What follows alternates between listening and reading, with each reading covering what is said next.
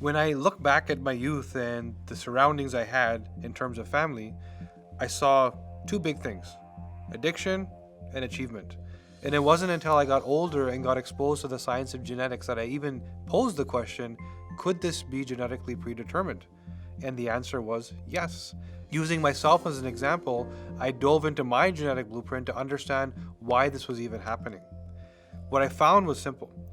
Dopamine is that pleasure or reward seeking neurochemical. It's that thing that gives you that feeling of, wow, that tasty pizza, or I achieved something at work, that hit that you get.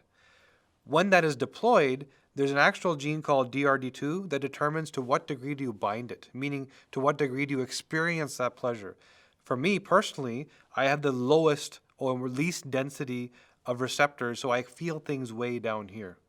Now, after that's done, MAO is deployed to break that dopamine up in an attempt to bring you back to normal.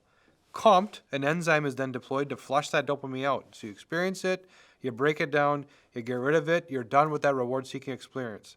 Now, if you're like me and you experience it way down here, and your MAO is super fast and your COMT is also super fast, you feel it here and it lasts that long. There's three possible outcomes for somebody like me: depression, because you just never feel and you don't get that sense of pleasure; addiction, because you have to create that third party sense of pleasure; or achievement, because you filter it through reward as opposed to pleasure, and you keep challenging yourself, and whatever you did yesterday just isn't good enough anymore. I got blessed that I went down that path and I end up pushing myself and achieving and achieving and achieving through an entrepreneurial spirit.